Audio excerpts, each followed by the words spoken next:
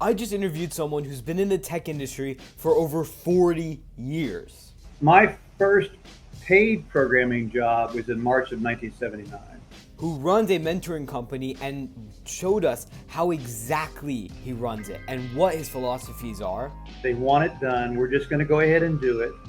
They'll eventually see the light and we'll probably end up rolling it back, but that's their decision. And how to properly use LLMs within your business. For me, it's really more, I treat it more as an advisor and a partner. My name's Harunota, and welcome to the AI Founder Series. Hey, what's up, Dave? How you doing? I'm doing great. Weather outside is nice. I plan on getting out in the yard later today, but so far so good today. It's great. It's great to meet you. And yeah, the weather is honestly pretty good. I think right outside, right after this, I'll try to head outside. But I want to quickly note how me and you met first. We met at It was Thursday, and it was at the North Atlanta Professional Alliance meeting for the induction ceremony, right? Yeah, it was. That was a great meeting. It seriously was. And last time I remember, you're the president of the Johns Creek Rotary Club, right? Yeah, it's the Johns Creek North Fulton Rotary Club. There actually is one called Johns Creek Rotary Club that's different than ours. But yeah, I've been president a couple of years now, secretary longer than that. And my wife and I have been in the club for some time. And we were lucky enough to have some really good, passionate people who wanted to build their own group. And all I really did was just get out of their way. And so it's turned out to be a really good one. This one, we have another one too that we're spinning off into its own club as well. So really, very proud of those guys. Yeah, I mean, seriously, I'm glad this club was made and like all of this like stuff because like I don't think I would have ever met you or the other great people there. So definitely shout out to you guys for hosting that meeting and allowing other people to join because I think the opportunity there is endless. Seriously. Yeah, I do too. I'm going to be keeping a close eye on them. I promise you. I hope so. But let me ask you this. You've been a founder, investor, a board advisor, interim CTO, and you mentor multiple companies. What does that journey look like for you? Where did it start? Well, I would say that there's not much of a master plan to all this. It's really a long series of saying yes to difficult problems and learning how to be useful. I mean, in this business, you are in an environment that constantly changes. Technology changes. Software development tools change. And in my career from the late 70s to the present, there's been quite a bit of change. The other tension there is that businesses and people are very change averse. So here you are trying to solve people's problems when a lot of times they don't really want them solved. They say they want them solved, but they don't want to go through what it takes to solve them necessarily. So you got to be like part technologist, part translator, part salesman, part therapist when you're doing this stuff. So the journey has been really making my way through all that tension and getting good at it. And then at the end of the day, I just really want to help people. And that's kind of my life's philosophy in all areas of my life. So it was kind of a natural thing for me to go do that. I think there's this idea that technology people are poor communicators, and a technologist who's a good communicator and is articulate about what they can do for people can be very, very successful. Interesting. I haven't thought about it like that, like trying to solve people's problems and being a translator at the same time, trying to be a little bit on that technical side, playing both roles. I would say too, Haran, I became a student of the profession as well. I read a lot of books about it written by practitioners. There's some really good ones out there. And I came to find that the coding part of it is actually a fairly small part of the whole thing. Really? Yeah, definitely. It's mostly like you've got to deal with you're always working on a team. So there's that whole team dynamic thing. You've got to mitigate risk as much as possible because you're building something that who knows how long it's going to last in that client's environment. Clients often want something built so they can enable whole new things to happen. So there's a lot of unknowns down the road that you're planning for.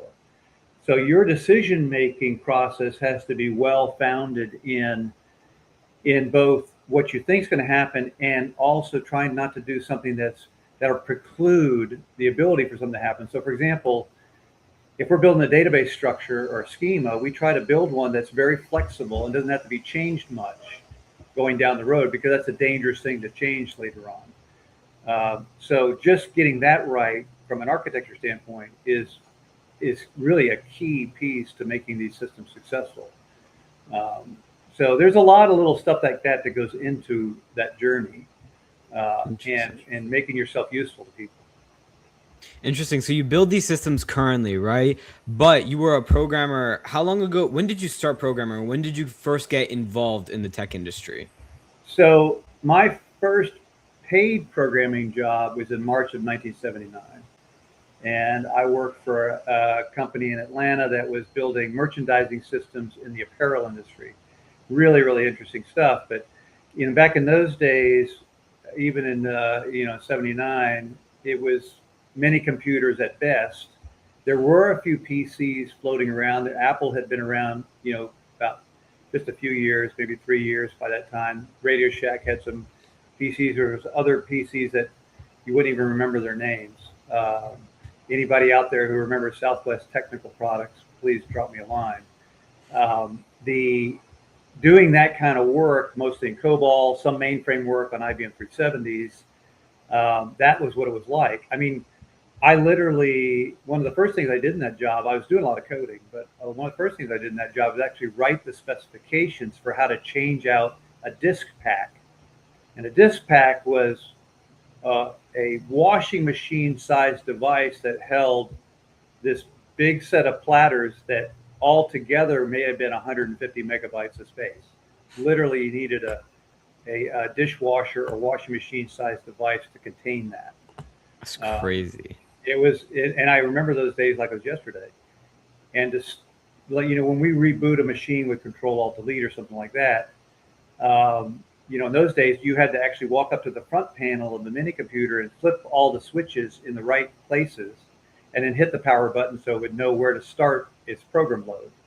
It's much, much different than that. So, yeah, I actually started programming around 1977 when I got a TI 58 programmable calculator from my parents. It really was a major inflection point in my life. And it changed my trajectory. Instead of being a lawyer, like I was going to do at the time, I did computer science and went to Georgia Tech. And I actually had a terminal in my room that was connected to the mainframe at Georgia Tech. I was probably the only kid on campus who had that. And it just I didn't have to walk down to the Rich building every time I wanted to use it. And so I did a lot with Data General Nova mini computers and IBM 370s in my job there, my co-op job. And that experience was enough for me to leave school and early. I didn't graduate, and work full time as a programmer at the University of South Carolina. And that also was mostly on mainframe systems and COBOL. But I also taught night school courses and gave computer center tours on the side. And I was also playing with Apple and Radio Shack microcomputers, writing in BASIC and assembly language on the 6502 and the 8086 and 8087 and 8088. And then I finally bought one of the first IBM PCs in 1982. I actually had to go to the bank with my roommate and get a loan for $9,000, which was about 2/3 of my annual salary at the time. The thing back then was that there was a big dichotomy between these little machines that nobody's paying any attention to and the big machines that kind of ran the day to day. And it was really like a frontier. You really felt everything was wide open. But it was also a lot simpler to understand. There was fewer things. You could be a hardware and a software guru all at the same time because it just wasn't that much to it. You could also tell everything was going to change, even if no one knew exactly how. Yeah, it's like the natural evolution of things, right? We go from a washing machine sized computer, which had only 100 megabytes, you said, to like that first one was about that, this 150. To this having 200 gigabytes, and that's not that much. I'm already running low on storage because I take so many photos, but like that evolution to me is crazy. But you said you solve problems, right? Coding is all about making something and running it logically. Or when you're mentoring these companies, What draws you to do those two things? Because I feel like they almost run in a way, they run parallel. They're very logical, and you have to communicate something. So what draws you to that? Well, I think coding is not engineering. I would stand on that really solidly. I think it's craft. It's a craft. You have you have 20 ways to do anything in a programming problem, and 5 or 6 of them are really good. So you've got to choose among, at every granular task level in your whatever system you're building, you have a lot of decisions to make about which tools to use, how to integrate it into the overall whole so it's better and it lasts a long time. That's much more like a craft, because programmers you've got 10 programmers and they look at that problem, they may all attack it 10 different ways and all be right.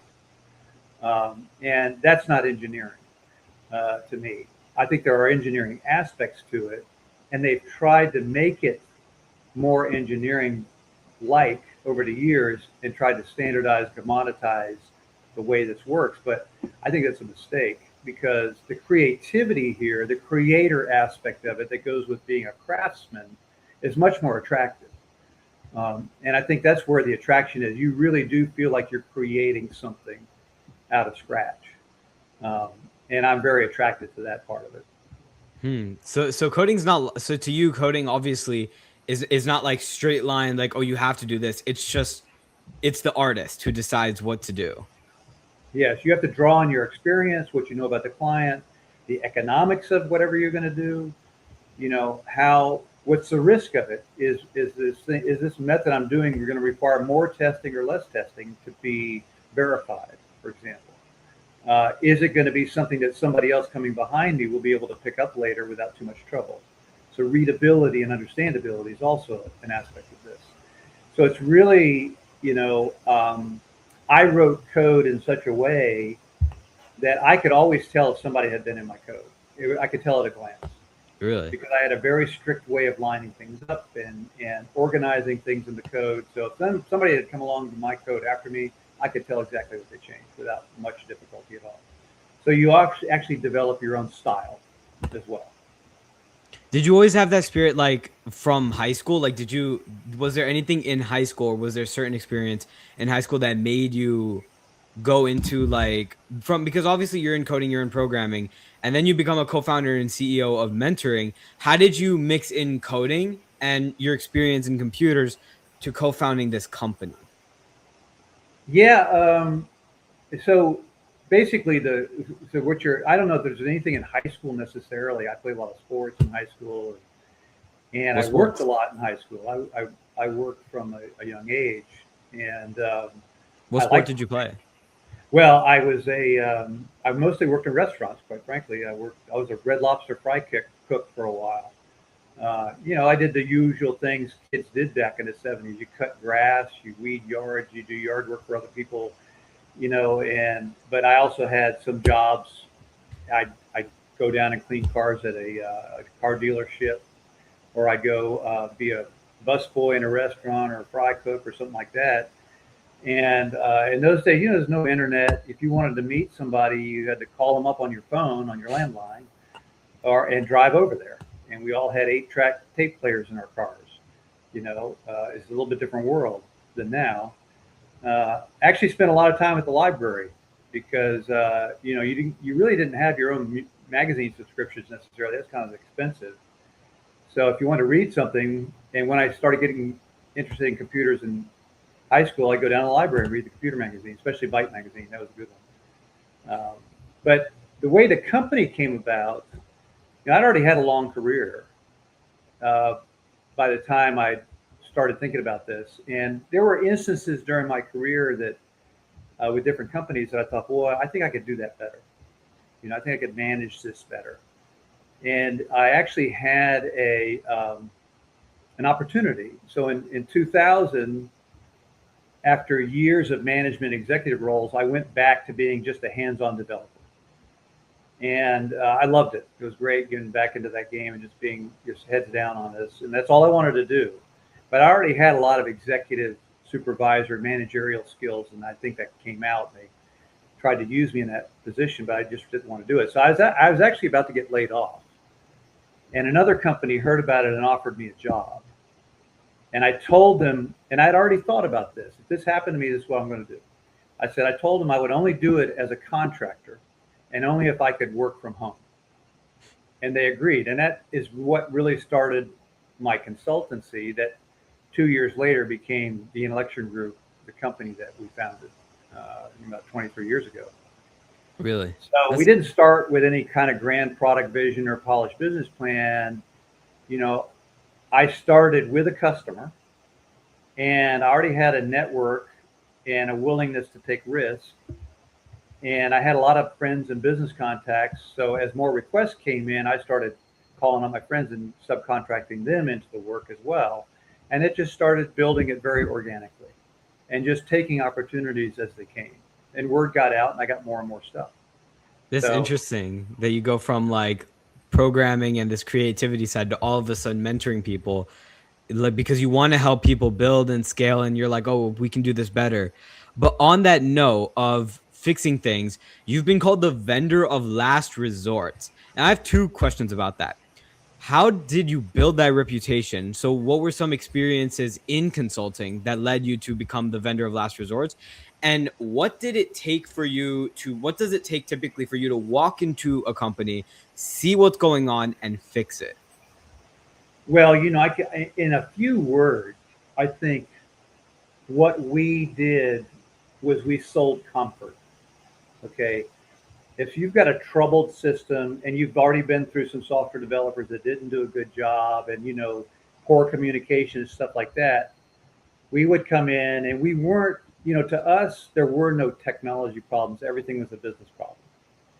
So we basically said, look, we're technology leaders. We're not just coders and software providers. You know, we're not just another technology vendor. We positioned ourselves as technology leaders, and we were entrepreneurs too. So we could tell them, you know, what was the risk profile of anything they were asking us to do. So we had already worked on some ugly, difficult, stalled projects that other people couldn't fix or didn't want to touch. And we already had a strong critical thinking mindset. So we were a bit of a contrarian group of people. So there's a lot of kind of mantras in software development, like you've got to have all these test harnesses to make sure everything works. Well, our motto was don't test more, develop better, you know, for example. So we didn't want to spend a lot of time on the testing stuff. We wanted to make sure the system was right at the beginning. And so a lot of it was developing a super agile approach.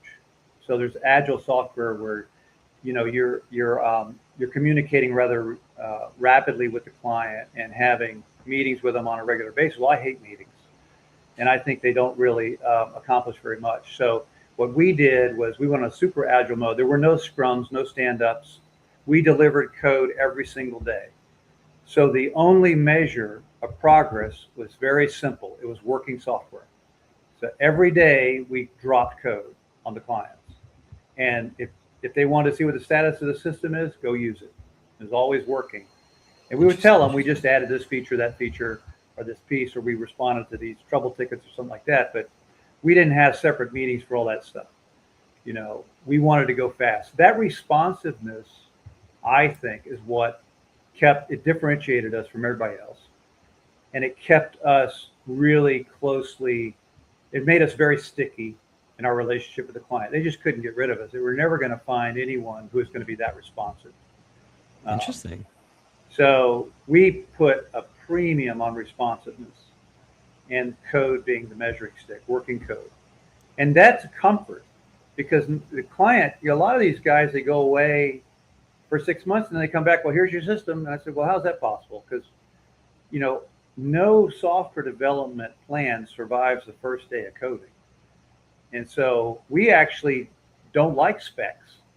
We want to hear what the customers really need. We want to pick off a low-hanging fruit piece and go build that.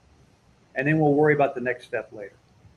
So all of our contracts with our clients were month to month. And what that does is it allows you a lot of flexibility in how, in and the client's got to learn about what you can do. You've got to learn their business.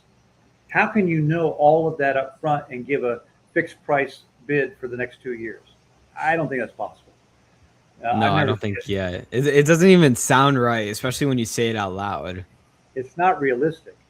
And so what we tell people is say, look, we're going to go hourly rate. We're not going to give you a fixed bid on this, but you're going to save a lot of money by doing that. Because if I fix bid it, number one, I've got to account for all kinds of unknowns. So I got to pad this thing with lots of hours that you may never have to use, but I got to charge you for it. If we go iteratively along this and do it month by month carefully, then we can alter and pivot as we need to without any argument. I don't have to go back to the original statement of work. Some spec and say, oh, well, we got to change this spec and all this other stuff. So we got to agree that the price is going to be this, that, and the other. It's just too much work. Yeah. And at the end of the day, you are going to do it iteratively, whether you have a spec or not. Like you said, keeping communication like quick and simple and making sure, are we doing this right? Or we're not just like doing like a bulk of work and then picking it off individually, finding like the errors and finding what we need to change. I think that's a different perspective on consulting I haven't heard yet. But you said something earlier that really caught my eye. You said it's never a technical problem. It's always a business problem. Yeah. I haven't heard someone say that. Can you elaborate a little bit more on that?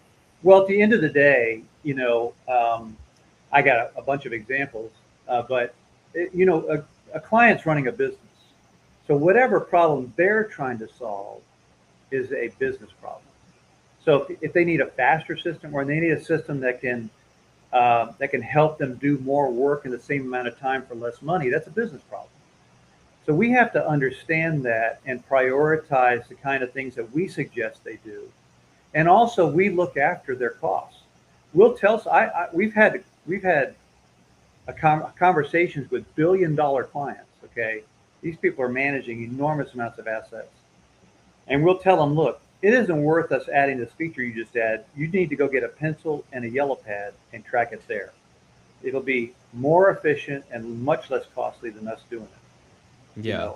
So we've always been very honest with the client to say, look, we'll go do it if you really want us to. But it's really kind of a waste to do it that way. So really what we try to do with our teams is maximize the amount of work not done. Okay, interesting. So we try to avoid avoidable work. So, and one is interesting because the best story I could tell about it probably is, and I saw this coming a mile away too. So one of our biggest clients, we've built an enormous system for them, millions and millions of lines of code. They've been a client of ours for 18 years. We have made them billions of dollars in their business. And they actually hired an outside software analysis company to look at the code, to look at our code. And it was a Dutch company that did that. I had to fly to Europe, meet with them a couple times, and with the team, my teams in Europe as well. And it was funny because they came with all the normal. I knew what was going to happen ahead of time. They came with all this normal kind of metrics and said, you've got all this technical debt. You've got, they couldn't figure out our agile approach. They're the ones who called it super agile. But the client was very happy with us. And we had, like I said, made them a lot of money. They just wanted to make sure that everything was fine under the hood. That's just due diligence on their part. And I perfectly agreed with that. So I explained to them, and they picked out this one particular thing, and software developers out there, you'll understand this very well. But we had built, dozens and dozens of reports into the system for them. And their code analysis showed that we had a lot of duplicated code in there. And what that means in software development terms is that we had not refactored that code. And they said, well, you got all this technical debt. What are you going to do about it? I said, absolutely nothing I'm going to do about it. I'm going to tell you why we did it that way. It was intentional. And the reason is because our client had a very low tolerance for inaccuracy in the software and risk in making changes to this very important, this system ran their whole business. So when they came with a new report request, what we did was we went and we found the nearest similar report we'd already built and tested, and we knew worked. We copied that code and we just modified it to work with the new thing. And it was invariably the quickest way to do it and the least risky way to do it, because most of that code had already been tested. So we didn't bother refactoring because actually it doesn't matter to the client whether we have technical debt or not. They don't care. They just want working systems that are effective and don't cost a lot of money. So any other developer would have spent a ton of time refactoring the code. When you do that, you got to retest everything. You got to retest everything that touches that code. And that's expensive. In fact, most of software development cost is in verification of the system, not in the coding of the system. We knew that. So I was very happy to tell this guy, look, you go tell the client what you want us to do. And I'll tell the client, yeah, we can go do all that. You know what? You're going to end up right in the same place, and you will just spend a whole lot of money you didn't need to spend. So that's one of the ways that we were kind of went against the grain of a lot of the canon that's out there right now, for example. Interesting. And what do you do when a company says like, I need, like, what do you do, or like, how do you walk into a company? Let's say like, what was an example that you can find of when you walked into a company and you just said, this is a mess, we need to fix this, and how did you fix it? Yeah, so we've had quite a number of those. What's the worst one? The worst one. The one I want, the one that like when you saw what was going on, you visibly cringed at it. Well, that would be probably most of them, because that's what we get. We get people who are desperate to find some way to fix this problem, and they're all in that kind of a state because really software developers in general they're their own worst enemy. Really? And they think there's a playbook for all this, and I don't think there is. Every customer is different, every situation is different, every project is different, and you've got to bring to bear a different set of holistic tools to solve this problem. And that just doesn't mean coding. It's communication. How are you going to communicate with this client? Every client's different, so you really got to understand their needs. I would say one big mess we had actually was we bid on a system to build a system for a company here in Atlanta, and we didn't win. We came in second. And I thought, well, that's too bad. We just went on our way. 2 years later, they called us up and said, the winning bidder, they have made a mess here. Would you guys come in and take it over and clean it up? And it was quite a mess. And it took us, the backlog of errors that they had was enormous. It took us 18 months to clear that backlog. And what we ended up doing, and this is like, it's really, when you have a situation like that, it's really trying like changing the tires on a truck while it's going down the highway at speed. So you can't stop the truck because they got a business to run.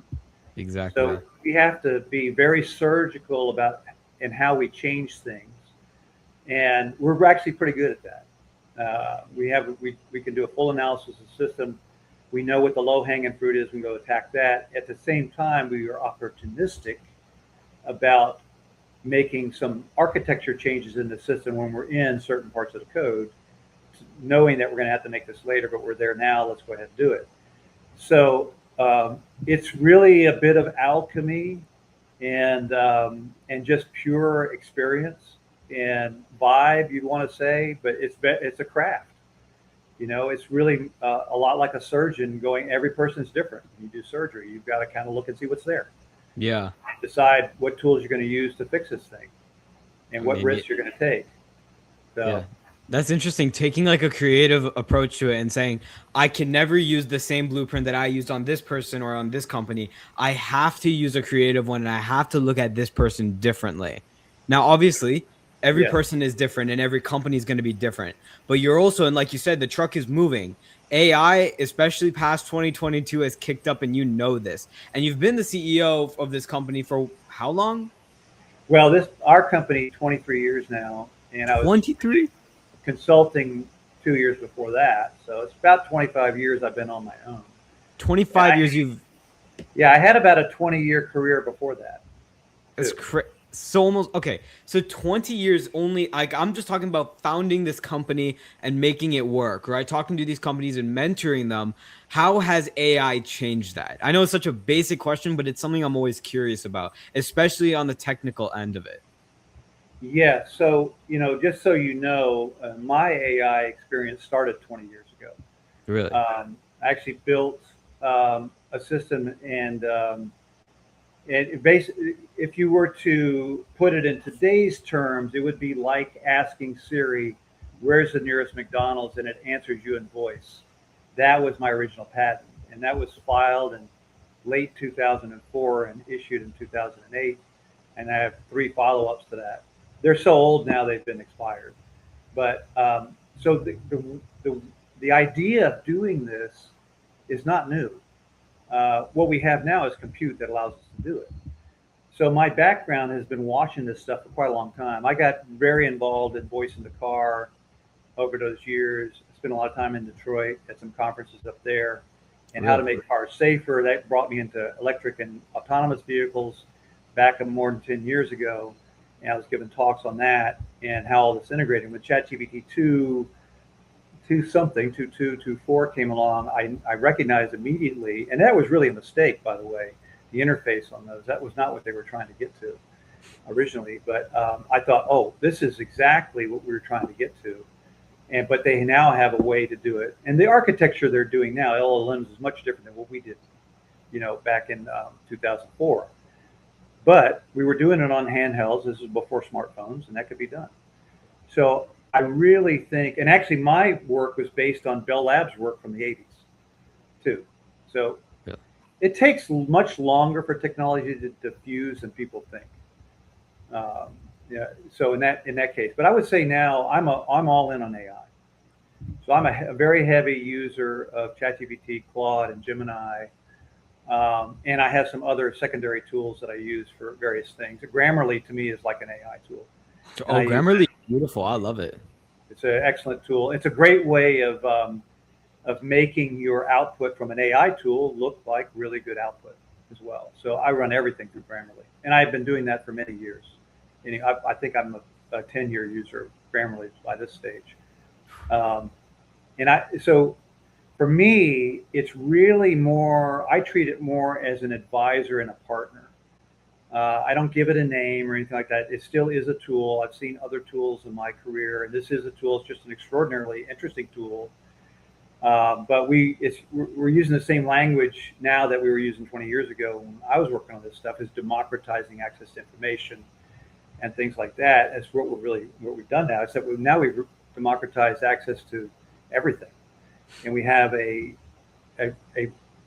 tool that can act like a partner, a soundboard, an advisor, all those things. And but still, actually, the more you use it, the more you realize how important the human in the loop is. Yeah. You have to be able to prompt it really well. You can get a lot out of it if you do that, and you have to verify the results. People think that it's going to automate jobs. There's no way it automates jobs. It automates tasks. And jobs are not just bundles of tasks. Jobs are more than that. They're also communicating with people. They are organizing things, handling exceptions, selling, all that kind of stuff. And so a lot can be automated, but all of it to be automated, I don't think that's realistic. And in the past, that hasn't happened, even though these same kinds of things have been said about the automobile, electricity. The printing press caused quite a violent reaction when it was created in the mid-15th century, because it was democratizing access to information as well. So it's actually probably the best analog there is out there. I think the other thing people have to realize is that when the automobile came out, people just considered it to be a faster horse. Nobody considered that it would generate millions of miles of paved road that would revolutionize the way people and goods are moved around. Nobody thought about that. Yeah. I think you're looking now at a tool that's far more of a paradigm shift than even the automobile or electricity.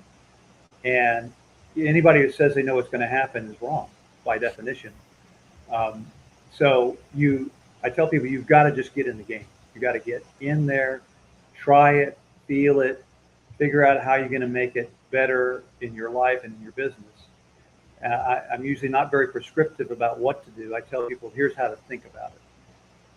And I think that's the important part. So from a standpoint in my businesses, I've used it heavily, and I'm involved in volunteer organizations too that I lead, several of those, and I've used it extensively in those organizations. I use it in my daily life all the time. Really? So it's if you're a real expert in your field, it will find gaps in your knowledge and fill them in for you. That's If interesting. you're learning something, you'll get there faster with these tools. Do you use it for, I'm guessing, because I've always wanted to wonder this, do you guys use it within your code to review it, or do you guys use it to like how do you, what, give me an example as to like how you guys, besides emails or like some other documents, how you guys actually implement AI, and something that maybe a lot of people aren't doing, but they should be doing? Well, our coders are definitely using it. They started off with Cursor, and they're experimenting with some other different things. I think that it's great for the kind of the drudgery stuff. When you're building the kind of systems we build, which are very large scale enterprise level systems that have to be secure, it's a great way of ensuring that you've put in the proper access controls and cybersecurity controls, pen test controls in there without having to think about it too terribly much. Really? As far as managing projects, it's great for actually analyzing what code is there as well. So if you're like we do a lot, taking over an existing system, it's great to just hand that over to the AI and say, okay, here's a bit about the business. This is the purpose. You give it some context, and then you have it kind of discuss. And a lot of times, my only instruction to ChatGPT is one word: discuss. Once I give it the context, and because I don't want to bias it towards some one answer or another. Exactly. I just want it to discuss it, and then I'll have a conversation with it based on what it comes back with. So we use it a lot in that kind of vein. I think a lot of people are looking for answers to things, and I think you're missing out on an opportunity to learn at the same time.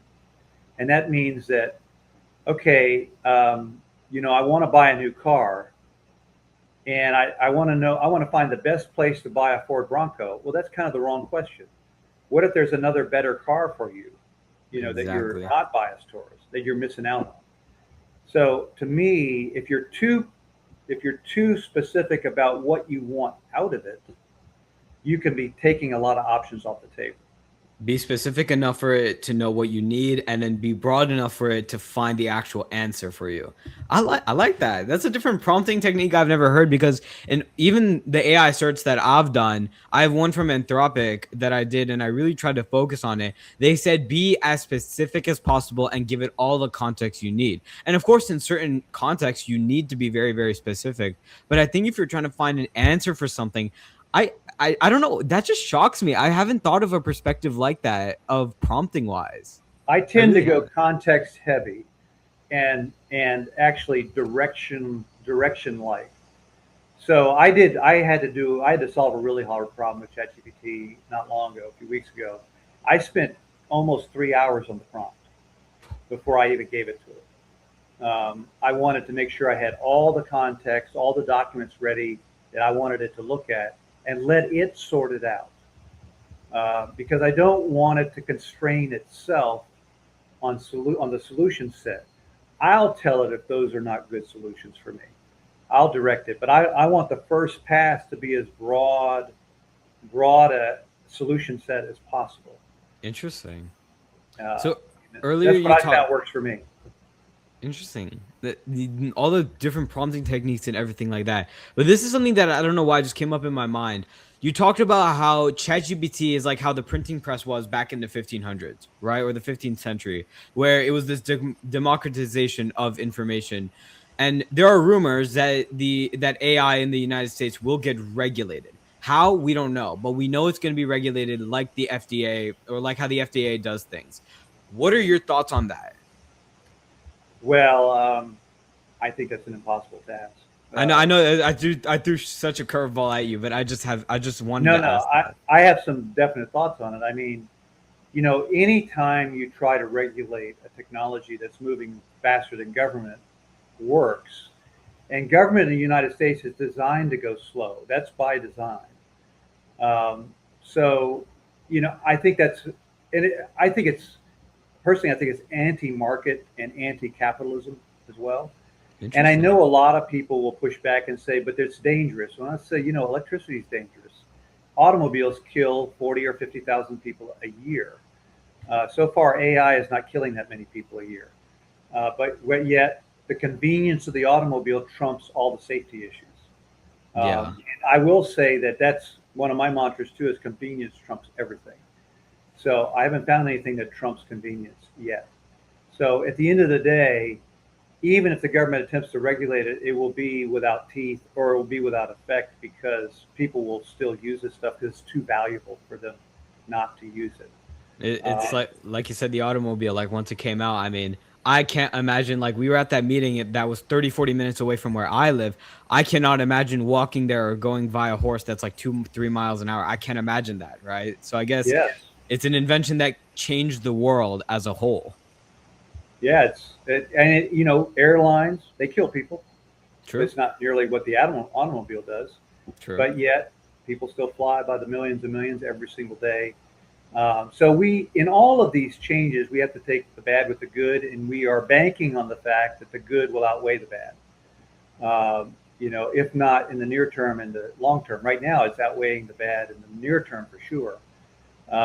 We've opened all kinds of new avenues in drug and medical research, metallurgical research. There's all kinds of foundational problems that are getting solved very quickly right now that are going to lead to, who knows, all kinds of things. And again, nobody knows what that's going to be.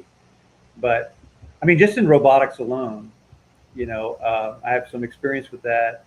And to move a robotic arm, you had to program the movements individually.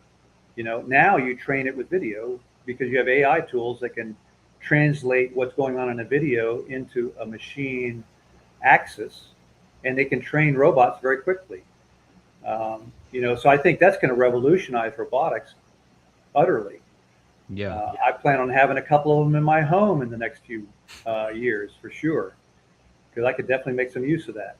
I guess so. So all of this, founder and CEO of your consulting and mentoring company, you've been founder, investor, board members, all of this.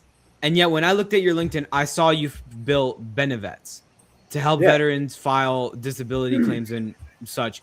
That feels very personal. I don't see a lot of people who go from all of this. They typically have some link to the military. Do you have a link to the military, or what makes you want to do that specifically?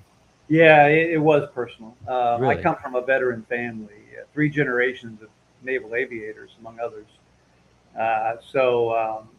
And I had heard these stories. My dad was a naval officer, so I grew up a Navy brat. So first 18 years of my life, I was in the Navy, along with all the rest of us. And Thank you for your service. yeah, I mean, I'll tell you, I wanted to be in the Naval Academy. They wouldn't take me. Um, but and since then, I've done a lot of work on a pro bono basis in the national security arena. That's a whole different story. But I'd heard the stories about how hard it was to get the benefits that the government promises to people who have put their lives in danger and laid their lives down for the country. And I was a part of that whole mentality for a lot of my life. And I met a guy who had tried to build a system to help veterans improve their access to benefits with the VA. So I ended up just jumping into that pool, and my wife and I funded this effort for about 10 years, where we built a system. It was actually a really fantastic system. We automated every single form the VA had, even ones not related to disability benefits or anything like that. So every form was in there. We built all the business rules in every form, so anybody using the system could help a veteran fill out their forms perfectly. The actual core problem, once you dug into it, was that the VA acted like an insurance business and rejected anything that looked askance. If your form was, and actually most of the rejections were because the form wasn't fully filled out properly. So a lot of our rules were just to make sure that you can't send this form until you finish these little pieces. And our acceptance rate for the customers that we had, it went through the roof. We actually flipped the whole percentage. That's And amazing. we got some customers. We worked with a number of different VSOs, or veteran service organizations. These are people who volunteer to help veterans access VA benefits. And at the end of the day, what I wanted to do was get the VA to adopt it. And ultimately, we failed at that because there was an incumbent there who our system would have replaced. And we just couldn't overcome them. They were too embedded. But we didn't win that one, but I don't regret the fight. I do believe that the mission's worthy even when the market or system doesn't cooperate, and I thought we did the right thing. So yeah, you did. Seriously. I mean, this is incredible. I mean, having an automated system for veterans to try to get them the help that they deserve, that's just incredible to me. You put your skills to where it matters, not only in businesses and in companies, but for the people who actually need it. That's incredible. well, I think you have to. I think if you have any kind of moral standing, and you live a life that are based on first principles, you need to take your skill set and apply it to people who are in need. That's why my wife my wife and I are big volunteers, and we do a lot in the community and in other parts of the world, and that's, to me, that's just a natural thing. I have a skill set I've developed over all these almost 5 decades, and I can go and help people do things. So it's a very natural thing. I tell people it's very selfish because it makes me feel so good to do it. So in a lot of ways, I'm doing it for myself and as a benefit for other people. So this is really kind of along those lines. And you're always trying to find ways that you can help people and also make some money at it too. And to me, that falls under the umbrella of sustainability. A lot of the nonprofits out there have to go out and get donation funding constantly. They spend about 30% of their time doing that. And what I always thought about this business was that maybe we could build something that's sustainable and helps people in big material ways at the same time. So that was kind of what drove us as well. So it was like a kind of a perfect storm of combination of things that would be really nice to do. That's awesome, man. And relating back to that tech experience, remember, you said you founded this company. It's been 20 years since you've been the founder and co-founder and CEO of it. And then you have 20 years plus experience behind that. Yeah. That's 40 years, more than 40 years combined. What would you say? It's 48 now. 48 now? Oh my God, damn near 50. But in almost 50 years of experience within the tech industry, you have seen the .com boom. Forget the .com boom. You've seen when computers were washing machines to this. In that time, what has tech taught you that you literally could not, or that you feel like you could not have learned any other way? I think, I think a lot of different things. I'll try to keep it short. I think experience teaches you the difference between being right and being useful. It's like our developers, for example. I encourage them to push back on any task and give me good reason. They got that good reason to do that. And a lot of times, we'll have a task that the customers ask for, and the developers will say, that's the stupidest idea I've ever heard, and this is why, and they've got good reasons for it. And I'll go back to the client and say, look, have you thought about this, this, and this? And the client was just insistent. And I go back to developers, and we've done this a lot of times, so they know already. I'll say, look, they want it done. We're just going to go ahead and do it. They'll eventually see the light, and we'll probably end up rolling it back, but that's their decision. Okay. So we're going to let them be. That's actually being useful to the client, because the only way they're going to actually really learn that this is a different way to do it is to actually go through the process. Some people learn that. I would say the other things that you learn is that is really your whole career and all the things that you do in business are a series of decisions. So you really want to get good at decision making. And you should be constantly striving to improve that. And then when you do good at that, or do well at that, your judgment compounds over time. So you get better and better, and that compounds exponentially. So it gets easier and easier to walk in and help a client very quickly. And I've had some experiences like that where I actually had a guy tell me, I've been trying to solve this problem for 13 years, and you in 10 minutes you solved it for me. And I said, actually, it wasn't 10 years. I mean, 10 minutes. It was actually about 40 years plus 10 minutes that allowed me to do that. So and the other thing I learned is you can speed up that learning curve by putting yourself out there. Test your ideas with other people. Get feedback. Don't live only inside your own head. Cultivate mentors. Network in person at conferences, blogs, forums, professional communities. To do that well, you have to have a good story to tell. So be ready with your story. And so my best story back in the old days was my patents and the AI stuff that I was working on, the mobile voice stuff, because that was very new and unusual. So that was my main story that I would tell people. And they would remember that. They'll remember that more than credentials. Exactly. So a lot of that is experience just teaches you pattern recognition.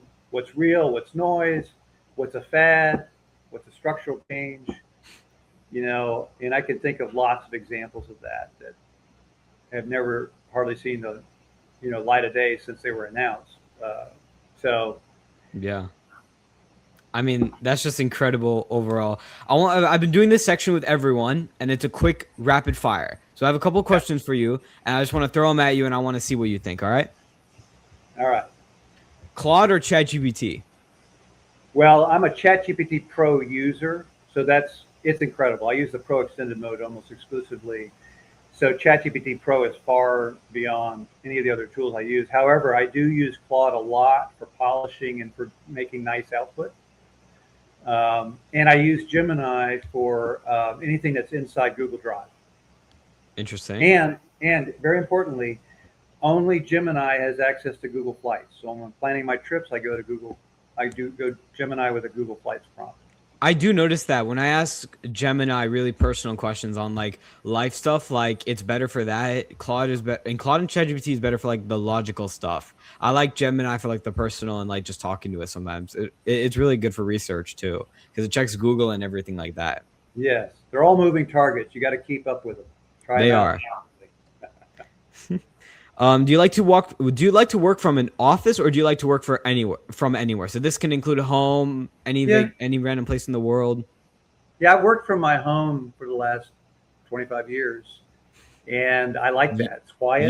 You were doing work from home before it was even like 20 years before this was like. It's funny because we used to hide that in those days. We hid two things early.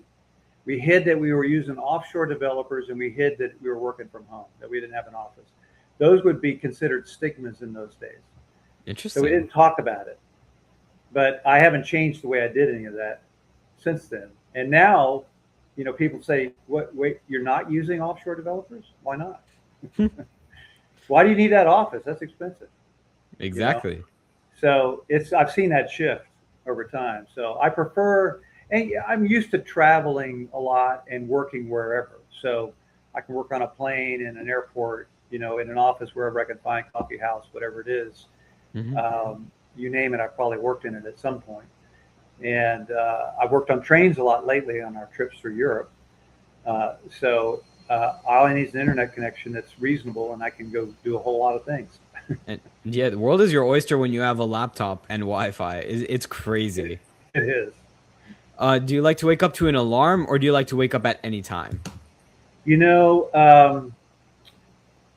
I think right now I set an alarm, but I usually wake up before the alarm goes off. So it's a little bit of a mixture. And when I wake up, I get up. So it's almost like the alarm is like an insurance policy that I don't want to sleep past this time. It's like, just in case, please wake me up. Yeah, that's more what it is. Yeah, that's funny. And this is the last question, obviously the most important question. Cereal before the milk or milk before the cereal? There is a right or wrong answer. Well, it's been a long time since I've actually eaten cereal.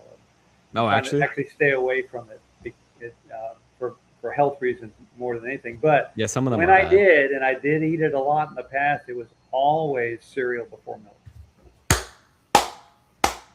Got a right answer, finally. The guy before me said he used to do milk and then the cereal. No. He was I little. don't know I what was the point like, of that is. You got to. I want the milk to cover the cereal. It's Yeah, just you touch want to every eat. part of the You cereal. don't want to eat sawdust.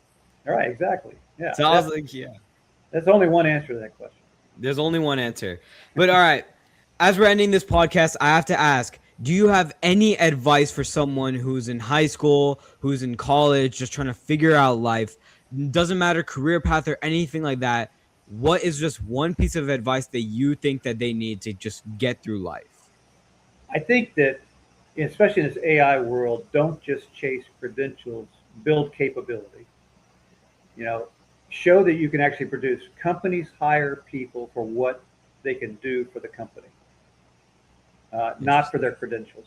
Credentials get you a look, but what you can actually produce is why they're hiring you. So I would say work on actually making stuff and make that capability. There's a lot of other things I could say, but that's the one thing I would say. That's the one thing. I love it, man. But Dave, it's been great talking to you. Of course, seriously, shout out to you, your companies, and the NAPA, the North Atlanta Professional Alliance. This club was amazing, and that's where I got to meet you, and that's where I had the blessing of being able to talk to you today. Seriously, great talking with you, Dave. It was a real pleasure, Harun. I can do it anytime. Of course. Have a good day, man. All right, you too. Take it easy. You too.